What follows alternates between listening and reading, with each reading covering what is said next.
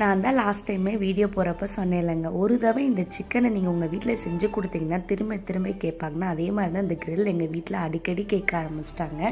கடையிலலாம் இப்போ வாங்குறதே இல்லை, வீட்டில் தான் செய்கிறோம். ஹஸ்பண்ட் வந்து பிரியாணி தான் பண்ணாங்க கிறிஸ்மஸ் ஸ்பெஷலாக. நான் வந்து சிக்கன் கிரேவி அண்ட் கிரில் தான் ப்ரிப்பேர் பண்ணேன். அண்ட் பிரியாணிக்கு வந்து பாஸ்மதி அரிசியில் தான் பண்ணியிருந்தோம். அதுக்கெலாம் ஊற வச்சுட்டு அண்ட் எண்ணெய், நெய், அதுக்கப்புறம் வந்து எல்லா பிரியாணி ஸ்பைசஸ் ஆட் பண்ணிவிட்டேன். பசங்களுக்கும் ஸ்நாக்ஸ் எடுத்து கொடுத்துட்டா அவங்க என்கேஜாக இருப்பாங்க, நம்மளை டிஸ்டர்ப் பண்ண மாட்டாங்கன்னு சொல்லி இந்த கட்டிங் ஒர்க்கில் நான் பண்ணி கொடுத்தேன். கிண்டிங் ஒர்க்கில் ஹஸ்பண்ட் தான் பண்ணார்.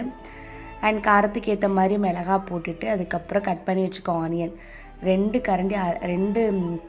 டம்ளர் அளவுக்கு அரிசி எடுத்துருந்தோம். அதுக்கு வந்து 4 வந்து பெரிய வெங்காயம், எங்கள் வீட்டில் ரொம்ப குட்டி குட்டி வெங்காயமாக இருந்தாலும் 4 ஆட் பண்ணிக்கிட்டேன்.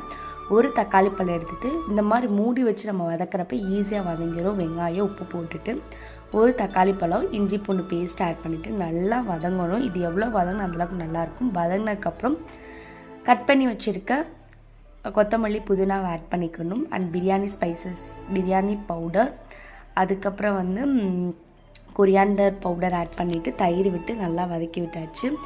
அண்ட் ஆல்ரெடி மேக்னேட் பண்ணி வச்சுருந்தேன் கொத்தமல்லி, புதினா, கரம் மசாலா, அதுக்கப்புறம் வந்து சிக்கன் கூட வந்து கொஞ்சம் தயிர் ஆட் பண்ணி அதையும் மிக்ஸ் பண்ணி நல்லா எவ்வளோ வதங்கணும் அந்தளவுக்கு வதக்கி எடுத்துக்கோங்க. இந்த பிரியாணியில் வந்து இந்த தடவை எக்ஸ்ட்ரா தேங்காய் பால் தான் ஆட் பண்ணி செஞ்சோம். சூப்பராக இருந்துச்சு. ஆனால் ஹஸ்பண்ட் ரொம்ப நாளுக்கு அப்புறம் சமைக்கிறதுனால கொஞ்சம் வந்து காரம் மட்டும் அதிகமாகிடுச்சு. எங்கள் வீட்டில் காரம் வந்து கம்மியாக தான் சாப்பிடுவோம். எனக்கு வந்து காரம் ஓகே, அண்ட் ஹஸ்பண்ட் காரம் கம்மியாக சாப்பிட்டாங்க. அண்ட் தர்ஷன் கம்மியாக சாப்பிடுவான், அவங்களுக்கு காரம் ஆயிடுச்சு. ஆனால் ஆனியன் ரைத்தா கூட வச்சு சாப்பிட்றப்ப ரொம்ப சூப்பராக இருந்துச்சு. அண்ட் தண்ணி விட்டு அரிசி போட்டு மூடி வச்சு 2 விசில் வச்சு இறக்கனா இந்த மாதிரி உதிரியாக சூப்பராக வந்துருந்துச்சுங்க. கண்டிப்பாக ட்ரை பண்ணி பாருங்கள். நம்ம சேனல் மறக்காமல் சப்ஸ்கிரைப் பண்ணிக்கோங்க. பாய்.